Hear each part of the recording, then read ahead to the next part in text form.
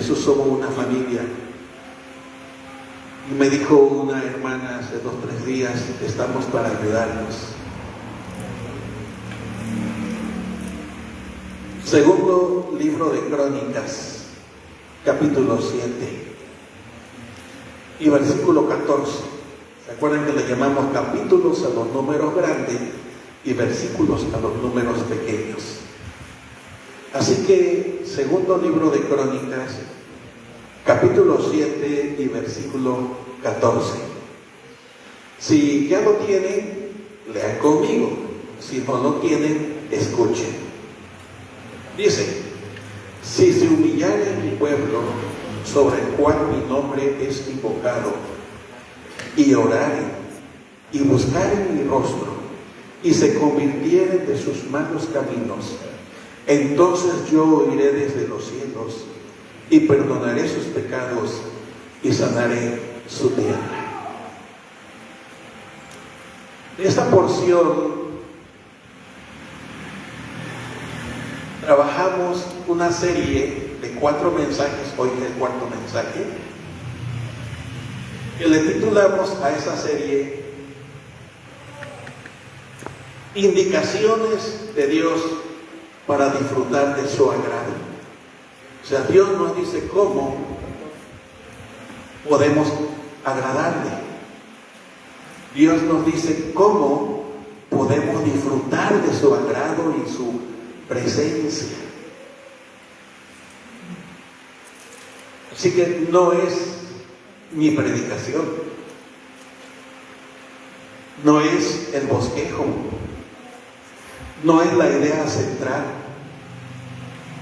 Son indicaciones precisas, claras y contundentes que nos da Dios para disfrutar de su agrado o para poder agradarle.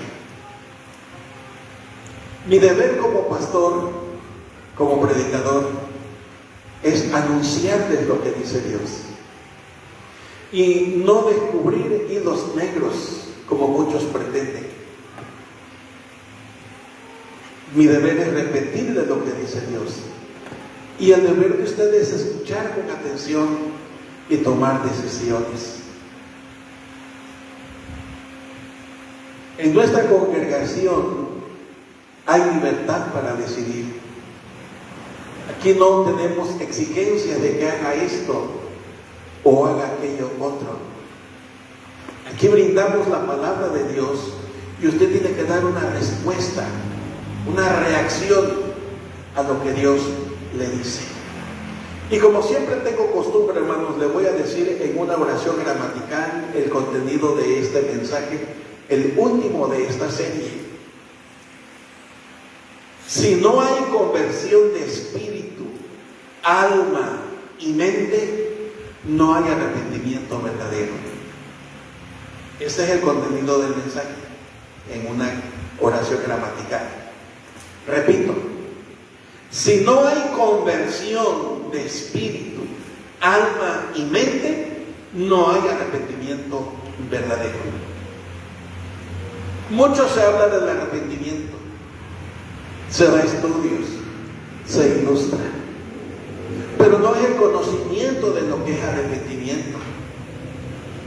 No es tampoco meramente una doctrina religiosa o filosófica que se esgrime para hacernos entender que nos urge vivir en arrepentimiento. No es una cátedra o una conferencia, es que lo dice la palabra de Dios. 4 indicaciones precisas de gozar de su agrado.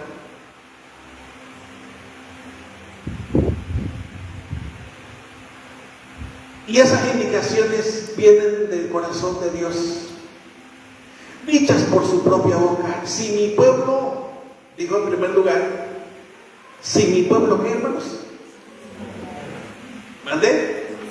Se humillare. Y más o menos ya le di una idea hace 3 domingos atrás de qué cosa es la humillación. Es derramarnos delante de Dios poniendo el corazón a sus pies, reconociendo que sin Dios no somos nada, ni nadie, y ni podemos hacer nada. Jesús fue muy claro cuando dijo: separados de mí, nada podéis hacer. Y luego la segunda indicación: ¿y si mi pueblo qué? Dijo. ¿Y si mi pueblo qué? Después de que se humillara, ¿y si mi pueblo? ¿Cómo? ¿Ya lo olvidaron? Les animo para que vuelvan a oír el mensaje ahí en YouTube. Busquen la lupita que aparece ahí. Busque Pastor Eligio Cisneros y ahí va a encontrar para que lo recuerde. ¿Cuál fue la segunda indicación?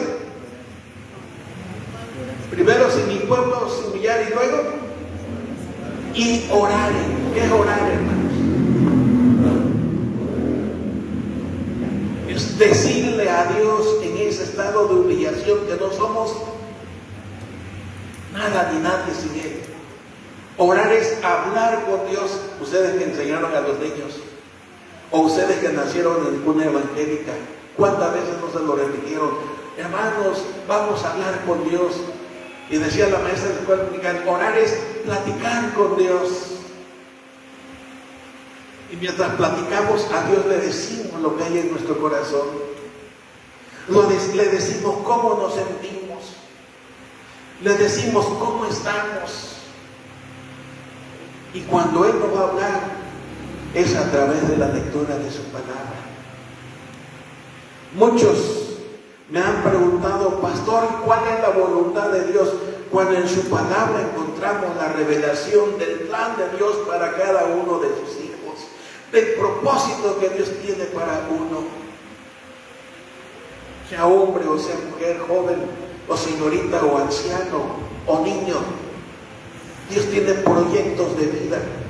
Dios tiene planes específicos para cada uno, y muy en especial para aquellos que se humillan y que le oran. ¿Cuál es la tercera indicación, hermanos? Si mi pueblo se humillare y orare, y luego, ¿y qué? Leer con calma. Y buscaren mi rostro. Vamos a ver si es cierto. Si se humillare mi pueblo sobre el cual mi nombre es invocado, y oraren y buscaren mi rostro, es decir, acudir a la presencia de Dios. Y yo les preguntaba hace una semana cuando diserté sobre esto: ¿usted es un buscador de Dios? ¿De veras con venir al culto cada semana está buscando a Dios? ¿De veras le satisface eso? Y no es ninguna piedra, porque luego se pastor, no. Estoy marcando una realidad, porque tenemos tiempo para ir a divertirnos. ¿A dónde? Ahora a la feria, ya llego a la feria. O allá al mar. Tenemos tiempo para vacacionar. Y nuestra vacación es de un rato. Planificamos 2, 3 días, 4 días, 5 días, una semana, según pueda, ¿no? Y basta con 2 horas el domingo en el mediodía o en la mañana. ¿De veras así se siente usted buscador de Dios? Fue el desafío que le hice hace una semana. Yo no le estoy diciendo cosas para que se sienta ofendido. Si se ofende, es muy su decisión. Yo le estoy diciendo que dice Dios que si mi pueblo buscare mi rostro, si mi pueblo buscare mi presencia, ¿es un buscador de Dios? Eso usted lo tiene que responder. ¿Yo soy un buscador de Dios? ¿Cuánto me esfuerzo para buscar la presencia de Dios? ¿Cuánto tiempo uso para buscar la presencia de Dios? Y hoy vemos la cuarta indicación. ¿Cuál es? ¿Cuál es la cuarta indicación? ¿Vale? ¿Y qué cosa es la conversión, hermanos? No está si mi pueblo se arrepintiera, pero es exactamente lo que Dios está esperando. de todo aquel que se proclama adorador, de todo aquel que se proclama servidor, de todo aquel que se proclama seguidor de Jesús.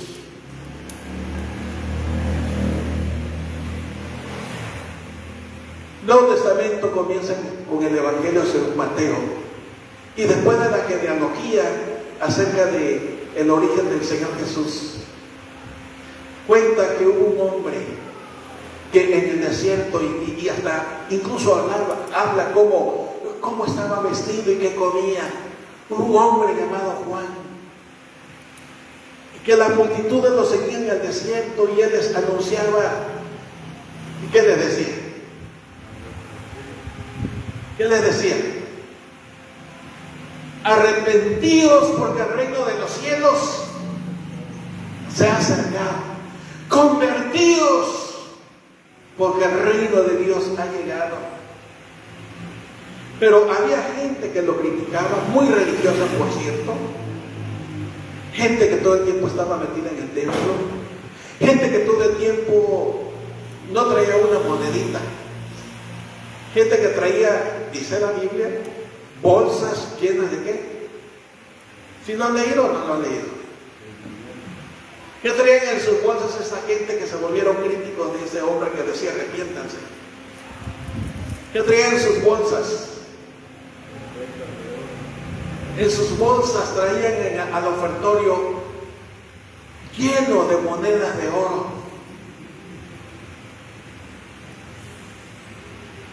Y oraban diciendo: Dios, te doy gracias porque soy tan buena persona. Ayuno, oro, doy ofrenda, doy diezmo, hasta las cosas más insignificantes diezmaban esos religiosos. Pero ¿cómo les llamó el predicador que les llamaba al arrepentimiento? ¿Cómo les dijo? Arrepiéntanse, generación de ¿qué les dijo? Oye, eso sí estaba fuerte, eso sí era pesado, generación de víboras. Y Jesús le llamó hipócritas. Jesús le llamó a esos religiosos, esos que todo el tiempo estaban en el templo y que traían ofrendas con bolsas llenas de oro y que ayunaban y que oraban y que yo creo que en su penitencia también se atotaban, yo no sé. ¿Se acuerdan que hasta se lavaban hasta cuántas veces se lavaban las manos? Oiga, ahora batallamos mucho para que los niños se laven una vez la mano para ir a comer, pero estos jugando hasta 7 veces se lavaban las manos. Se sentían tan pulcros y tan santos y tan espirituales, pero ¿cómo le llamó el Señor Jesús? ¿Cómo le llamó el Señor Jesús? Le llamó hipócritas, ¿qué más? Generación de víboras le llamó Juan el Bautista, el que salía en el desierto y decía arrepiéntanse. A esa gente les decía arrepiéntanse. ¿Cómo más le llamó el Señor Jesús? ¿Cómo? Le doy un 10, hermano. Sepulcros blanqueados. Oigan, son palabras pesadas. Y ustedes se enojan conmigo porque les digo que amén en el culto. Se sienten ofendidos.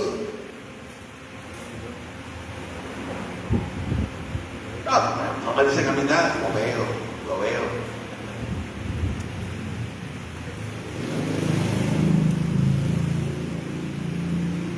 Que nomás le estoy repitiendo lo que dice la Biblia, no me estoy inventando nada.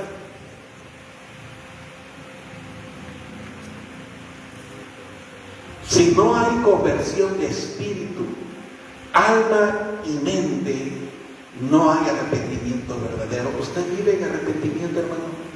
Le lanzo esta pregunta. Yo no estoy diciendo si es impecable, porque nadie es impecable. Yo le estoy diciendo, vive en arrepentimiento. Le dije que el arrepentimiento no es una doctrina nada más, no es una cátedra nada más, no una lección filosófica nada más. Y si digo filosófica, porque hay quienes empiezan a investigar de dónde viene y qué es lo que significa y todo. El arrepentimiento, hermanos, es un estilo de vida. Oiga, ¿qué es el arrepentimiento? ¿Qué es el arrepentimiento? un estilo de vida. Yo no estoy hablando de impecabilidad, yo no estoy hablando de espiritualidad, yo estoy hablando del aspecto práctico. Usted que dice que es adorador, usted que dice que es servidor, usted que dice que es seguidor, usted que es parte del ministerio, ¿qué tanto vive en arrepentimiento? Yo como pastor, ¿qué tanto vivo en arrepentimiento? Sí, trato de confrontarlos. Porque si veo la predicación de Juan el Bautista y si veo la predicación del Señor, que es un hombre, yo soy bien amable entonces. ¿Significaba que Jesús no era amable? Claro que lo era. Pero Él no endulzaba oídos. Y hoy, ¿cuántos pastores quieren preservar su puesto pastoral para que la iglesia no los corra o no les diga nada, endulzándole los oídos? Yo quiero decirles lo que dice la Biblia. Y quiero ilustrarles lo que dijo Jesús, que es el arrepentimiento. Y si hago énfasis en ese asunto, es porque Dios lo indicó a su pueblo en estas 4 indicaciones. Qué bueno es humillarse, qué bueno es orar, qué bueno es buscar el rostro de Dios, pero sin arrepentimiento, ¿qué valor tiene, hermanos?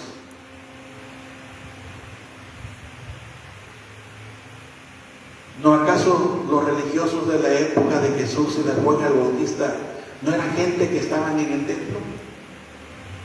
¿No era gente que ofrendaba, no moneditas, oro? ¿No era gente que ayunaba? ¿No era gente que estaban sirviendo en el templo? Claro que sí. Pero era gente no arrepentida. Por eso los llamaron al arrepentimiento. Y por eso les decían que dieran frutos dignos ¿de qué? Frutos dignos de arrepentimiento. Lanzo una segunda pregunta. ¿Usted da frutos dignos de arrepentimiento? Esto, hermanos, nos da pie para el sermón del próximo domingo. ¿Cuáles son los frutos dignos de arrepentimiento? El sermón del próximo domingo ya no es parte de la serie, sería como el epílogo, como la conclusión de lo que está pidiendo Dios. Dios está diciendo: si mi pueblo se humilla, si mi pueblo ora, si mi pueblo me busca, pero dice, y si mi pueblo se convierte. ¿Qué es la conversión? Sería la tercera pregunta que lanzaría. 2 que no tienen que contestarme. Pero esta tercera sí me gustaría oír respuesta. ¿Qué entienden ustedes por conversión?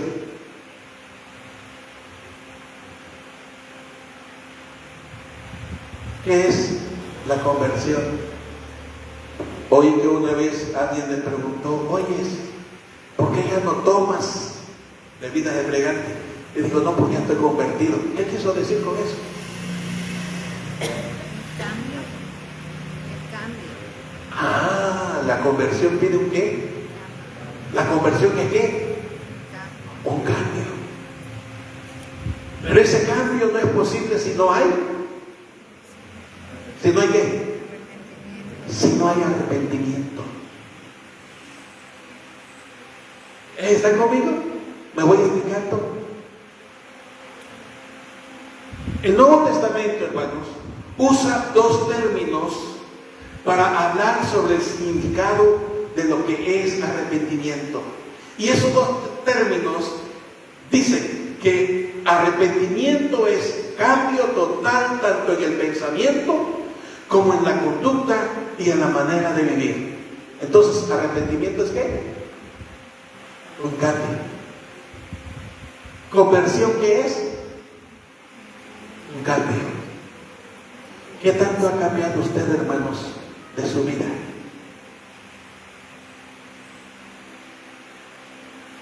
¿Qué tanto vive usted en ese cambio? Porque muchos hermanos consideran que al estar en Cristo, pues ya van al cielo, de verdad.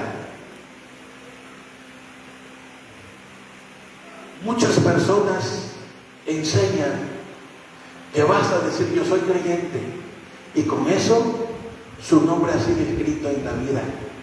¿Qué dijo el Señor Jesús al respecto, hermanos? Recuerden que en el Evangelio también de Mateo dice, no todo el que me dice Señor, Señor, ¿qué dijo Jesús? Entrará en el reino de los cielos. Incluso añadió, y muchos dirán, Señor, en tu nombre hicimos milagros, hicimos señales, expulsamos demonios. ¿Y qué va a decir el Señor a esos que dicen así? Yo no los conozco. ¿Y por qué le dijo eso? Porque no hubo cambio en su vida, no hubo cambio en su corazón, no hubo cambio en su espíritu, no hubo cambio en su pensamiento, no hubo cambio en su actitud. Vuelvo a preguntar, ¿vive usted en arrepentimiento? No me conteste, eso lo tiene que decir delante de Dios. Mi deber es llevarles a esa reflexión, mis hermanos. Así que vamos viendo, ya en medio sermón sin duda, que el arrepentimiento exige, ¿qué, hermanos? Un cambio.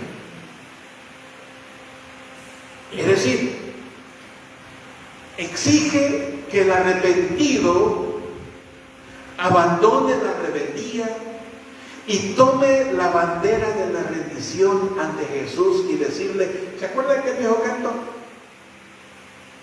Yo me rindo a Él. No sé cuántos lo recuerdan. Yo me entrego a ti, mis pecados, mis flaquezas, todo rindo a Él. El arrepentimiento me va a empujar a abandonar ese estilo de vida.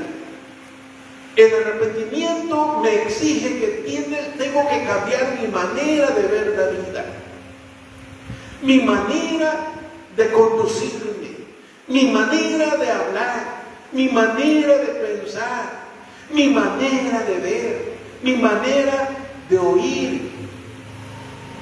Y usted me dirá, pastor, pero ¿cómo le hago si está dentro de mí? Pues es que el pecado es innato en nosotros. He ahí la necesidad de vivir día a día en entrega a Dios, arrepentidos. ¿Cuántos de aquí somos iracundos? Aunque esto no levante su mano, yo no conozco que usted es bien iracundo, ya lo conozco. Ya conozco que usted le da lo mismo si estoy hablando sobre esto, no, se me hace dormido y distraído y todo eso, no sé. ¿Cómo le hacemos entonces para vencer ese carácter tan fuerte? Oiga, y algunos somos demasiado necios y tercos, porque ¿cómo insistimos en? No, si es verde, no dice no es blanco, no es verde. Y a fuerza quiere que todo el mundo lo vea verde porque usted lo ve verde. A lo mejor está exagerando. Pero todo eso refleja que no vivimos esa vida de arrepentimiento.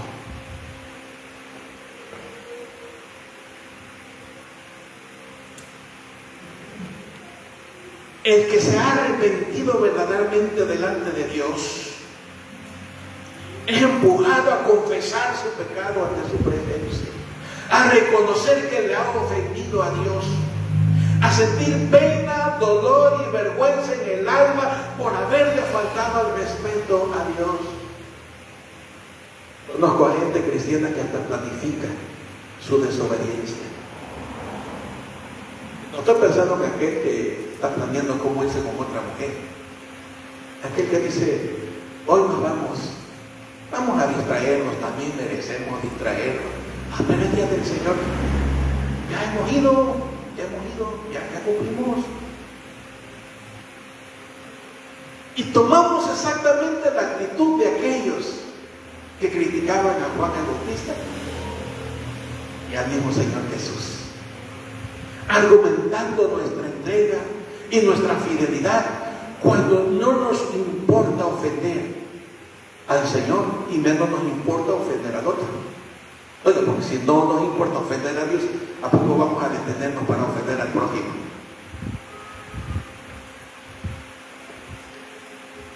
El que se arrepiente de corazón le duele faltarle a Dios y siente pena y siente vergüenza, y por eso cuando viene delante de Dios hace como aquel otro que acompañó al fariseo en la oración. ¿Se acuerdan cómo decía el otro? De ahí por ahí una congregación establecida desde antaño enseña la penitencia y a darse golpes. ¿Se acuerdan cómo decía el publicano? Ya le dije que el fariseo, Dios, te doy gracias porque como soy bueno, de veras. ¿Cómo te sirvo? ¿Cómo te sigo? Mira, te canto, te adoro. ¿No? Pero ¿cómo decía el publicano? ¿Se acuerdan? Dice la Biblia, Señor Jesús, porque fue el Señor Jesús que contó esa historia, ¿recuerdan? Con la parábola. Dice que aquel se sentía tan avergonzado y tan apenado por ofender a Dios que ni siquiera quería levantar sus ojos al cielo. Inclinada su frente, tocando la tierra, humillado plenamente. ¿Se acuerdan que le decía? Dios, él dice que se daba golpes en el pecho, ¿no? Dios, ¿qué decía? Sé propicio. En otras palabras, no te alejes de mí. ¿Se acuerdan lo que vienen los domingos por la noche, que es propiciar? Que se aplaque su ira. No estés enojado conmigo, no te alejes de mí, estate cerquita de mí. ¿Y se acuerdan ustedes que cuando David oró, lo leímos en el Salmo 51, ¿se acuerdan que él dolido en su alma, Dios, reconozco mi maldad, me apena haberte ofendido de esta manera, tú quites de mí tu Santo Espíritu? ¿Se acuerdan que así oraba David? Y alguien me dirá, eso fue del Antiguo Testamento. Otra vez, porque nos volvemos fariseos.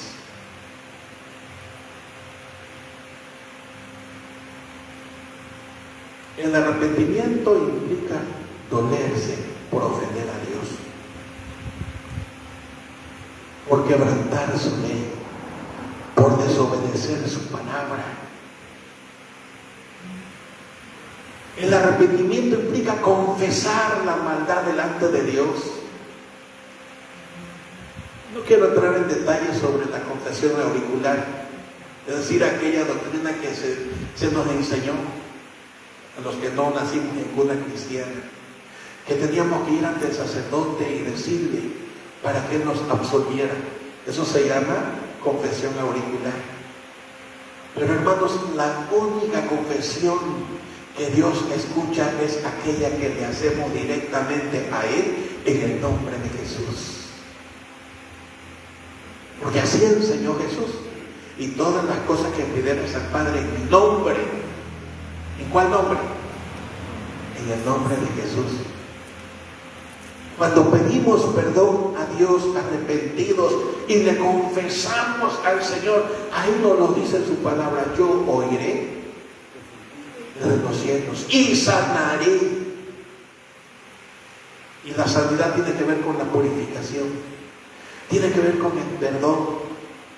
Pero hermanos, sin reconocimiento de faltarle a Dios, sin reconocimiento de que se ha actuado mal y sin confesión de nuestra maldad ante su presencia, no puede haber perdón, no puede haber gozo, no puede haber alegría.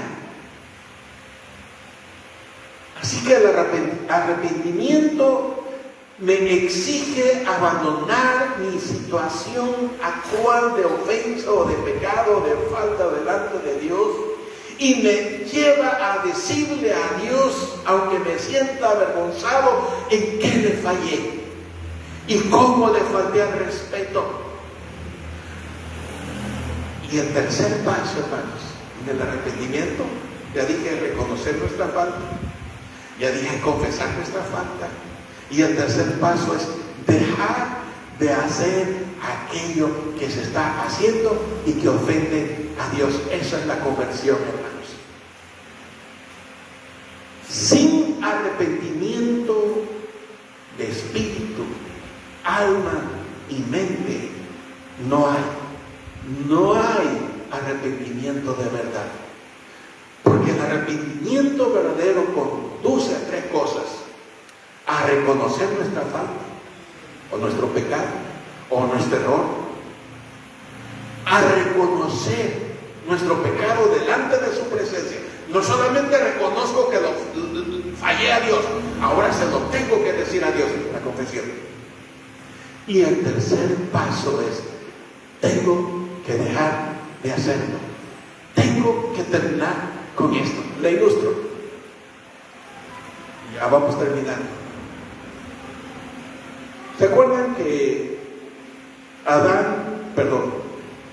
Abraham y Sara tomaron la decisión que ofendió a Dios de tener un hijo sin esperar todo el tiempo que Dios les dijo que esperaran? Porque Dios les dijo que les iba a dar un hijo a los dos.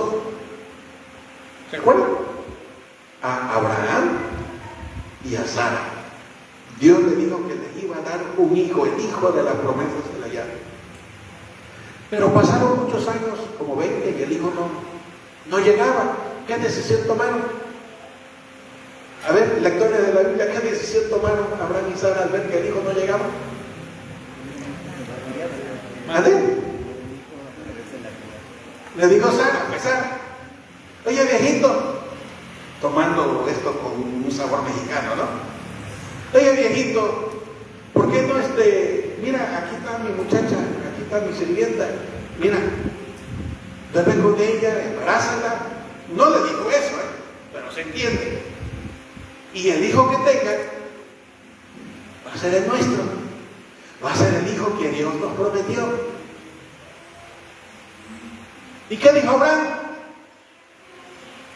Y aquí soy. Sí, hombre, ¿cómo no, viejita? Qué bueno que tú me entiendes, qué bueno que eres tan comprensiva. Y duerme Abraham con Agar, y Agar queda embarazada. Pero ¿qué sucedió cuando nace el hijo de Agar? ¿Qué sucedió, hermanos? Empieza a haber problemas en el hogar. ¿De acuerdo? Porque ahora la sirvienta, ¿qué se sentía? Ahora la sirvienta se sentía ama y señora de Abraham. En su percepción, ella brincó de nivel, ya no era la sirvienta, ¿era qué? Si se dan cuenta, hermano, miren, el pecado ocasiona dolor, ocasiona problemas, ocasiona angustia. Esta pareja de viejitos que se la vivían felices, ahora se peleaban. Y no me imagino las veces que Abraham le reclamó: pero si tú tuviste la culpa, tú me la diste, tú me ofreciste, de ti salió la idea. Digo, la Biblia no dice, pero no creen que eso pudo haber pasado. Hasta que al fin Sara dice: mira, terminamos con este asunto y quiero que me saques a esta mujer de aquí con todo el chamaco. Órale, vámonos. ¿Usted cree que Abraham no sintió dolor en su corazón? Pues era su hijo. Y Abraham lo consulta con Dios. Eso me agrada mucho. Lo consulta con Dios y mi pueblo orar. Dice la invitación, ¿se acuerdan? ¿Y qué le dijo Dios? Mira, haz como dice Sara. ¿Y qué es lo que decía Sara? Que despachara a la mujer y al hijo.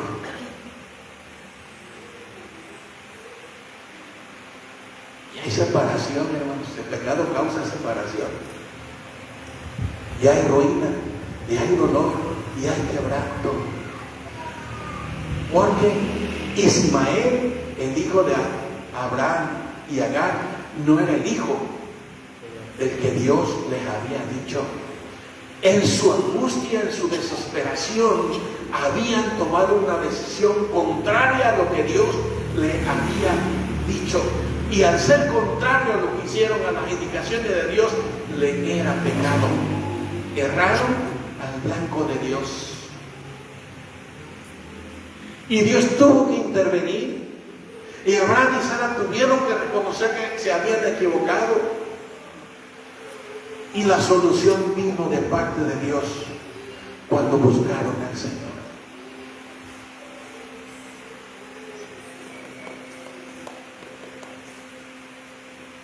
Conversión. ¿Se acuerdan? Estamos hablando de conversión. ¿Cuál fue la conversión de Abraham y Sara en este punto? ¿Qué es lo que dejaron? Abraham tuvo que dejar salir a su hijo. Pero el Señor Jesús, para ir terminando este asunto, el Señor Jesús nos lo ilustra bien claramente en una historia, una parábola que Él contó, que cada vez que la leo, de veras, mis ojos y mi alma se constriñen. En Lucas, con eso te voy a terminar hoy, Lucas capítulo 15, del 11 al 24. Me parece a mí, hablo a título personal, hermano, compañero del ministerio que me estarás viendo, porque sé que algunos de ustedes lo hacen, a lo mejor no vamos a concordar. Querido teólogo, a lo mejor no vamos a concordar porque tú sabes más que yo, pero me parece a mí que esta es la mayor ilustración de lo que es el arrepentimiento, la confesión, reconocimiento, confesión y conversión. Lucas capítulo 15, versículos del 11 al 24. Es Jesús el que está hablando a la multitud. Y después de haberle contado dos parábolas, la de la oveja perdida y la de la moneda perdida, vas a contarle la parábola del hijo pródigo a esa multitud a quien les estaba hablando que se arrepintieran, que reconocieran que son pecadores y que se convirtieran de sus malos caminos. Les dijo así: un hombre tenía ¿dos qué? Dos hijos, y el menor de ellos dijo a su padre: Padre, dame la parte de los bienes que me corresponde, y le repartió los bienes. No muchos días después, juntándolo todo, el hijo menor se fue lejos a una provincia apartada, y allí desperdició sus bienes viviendo, ¿cómo dice? Perdidamente. Y cuando toda la herencia la hubo malgastado, vino una gran hambre en aquella provincia y comenzó a faltarle. Y fue y se animó a uno de los ciudadanos de aquella tierra, el cual le envió a su hacienda para que apacentase cerdos, y deseaba llenar su vientre de las algarrobas que comían los cerdos, pero nadie le daba. Y volviendo en sí, ojo, y reflexionando, o pensando, o considerando, pudiéramos traducir la palabra volviendo en sí. ¿Cuántos jornaleros en casa de mi padre tienen abundancia de pan? Y yo aquí, como dijo él, me estoy muriendo de hambre. Me levantaré e iré a mi padre y le diré: Padre, he pecado contra el cielo y contra ti. Ya no soy digno de ser llamado tu hijo. Hazme como a uno de tus jornaleros. Y levantándose, vino a su padre. Y cuando aún estaba lejos, lo vio su padre. y fue movido a misericordia y corrió y se echó sobre su cuello y le besó. Y el hijo le dijo: Padre, he pecado contra el cielo y contra ti, ya no soy digno de ser llamado tu hijo. Pero el padre dijo a su siervo: sacad el mejor vestido y vístanlo, y pongan un anillo en su mano y calzado nuevo en sus pies, y traigan el becerro gordo y mátenlo, y comamos y hagamos fiesta, porque mi hijo ha muerto, muerto era y ha revivido, se había perdido y es hallado. Y comenzaron a qué más, a regocijarse. Una historia con su lado triste, doloroso, horrible, no solamente emocional, sino espiritual y físicamente. Y voy a tratar de explicar un poquito por qué emocional, espiritual y físicamente, o espiritual y emocional y físicamente, como quieran poner.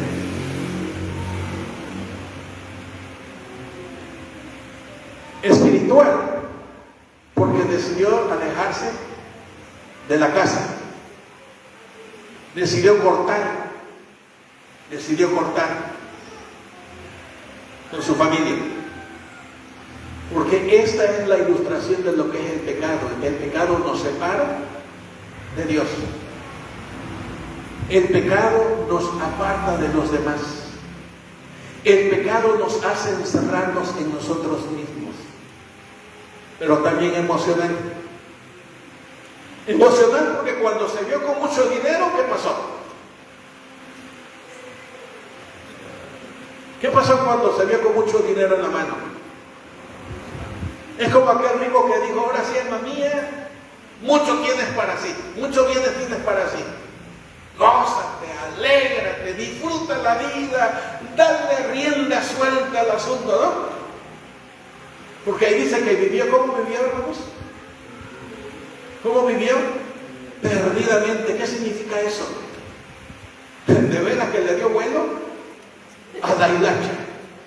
Le hizo hacer todo lo habido y por hacer, y lo que anhelaba y lo que deseaba y todo. Que quería mujeres, le llovía.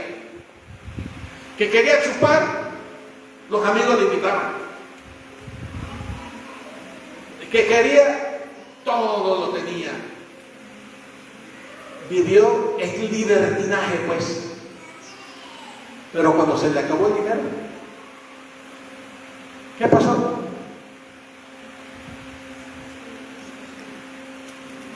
¿Dónde quedaron los amigos? ¿Dónde quedaron las mujeres que le juraban amor? ¿Dónde quedaban los amigos íntimos que le digo: no, hombre, yo muero por ti, yo doy mi vida por ti, tú eres mi cuate? ¿Cómo es el muchacho? Tú eres mi pana. No había nadie. Ya no había quien le invitara un hot dog, una hamburguesa.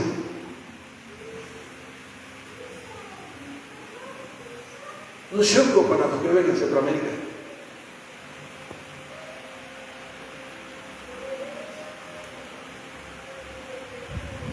Al grado de estar tan hambriento que anhelaba comer, ¿qué, hermanos?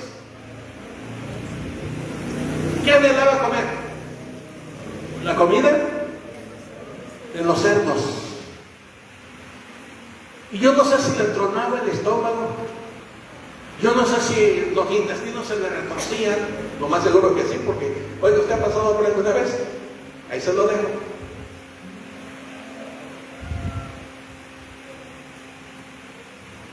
Y la llevó a reflexionar. Dice, volviendo en sí, ¿no? Esta es mi realidad. ¿Qué es lo primero que reconoce? ¿Qué es lo primero que reconoce? Habiendo abundancia en la casa del papá, yo me estoy muriendo aquí de hambre. Reconoce que está perdido. que se está muriendo. ¿Qué es lo segundo que hace? Me voy a levantar y voy a ir a casa de mi padre y le voy a decir. ¿Qué le iba a decir a su papá? Papá, he pecado contra Dios y he pecado contra ti. Primero reconoce su condición de bancarrota espiritual, su situación emocional, su situación física, y toma una decisión. Voy a decirle a mi papá que lo ofendí. Reconozco que le falté al respeto. Se lo voy a ir a decir. Y me voy a levantar. Y tomó la decisión de salir del chiquero aquel en donde estaba para irse a casa de su papá. Me parece a mí, decía, que esta es la mejor ilustración de lo que es la conversión, de lo que es el arrepentimiento. Y sale del agujero del chiquero aquel y se pone camino a casa de su papá. Él va harapiento, hambriento, a lo mejor todo mugroso, a lo mejor apestoso. Lo primero que hace es decirle: Padre, he pecado contra el cielo y contra ti. Ya no me tomes como tu hijo. No soy digno de ser llamado tu hijo. Recíbeme, por favor, como uno de tus sirvientes. ¿Y cómo fue la reacción del padre? Y eso es lo que Dios espera hacer con usted, hermanos. Pero usted tiene que reconocer dónde está, qué es lo que está haciendo, y tiene que cortar con eso y volverse a Dios. Y eso es lo que Dios le está diciendo a Salomón que le diga a la nación de Israel. Aunque estén en desgracia, aunque lo estén persiguiendo los enemigos, aunque estén en hambruna, si mi pueblo se humilla y ora y me busca y se arrepiente, es decir, se convierte, yo voy a oír y voy a sanar su tierra. Hermanos, muchos hoy estamos como estamos porque nos falta eso. Sí, venimos a la iglesia, cantamos, tocamos, ofrendamos, diezmamos, todo lo que usted gusta y guste hacer, pero de veras vive en arrepentimiento. Ahí se los dejo. Usted decide. Pero démosle gracias a Dios porque su palabra nos habla. Dios nos espera con brazos abiertos y Él no echa fuera a los que a Él vienen. Dios les bendiga, hermanos.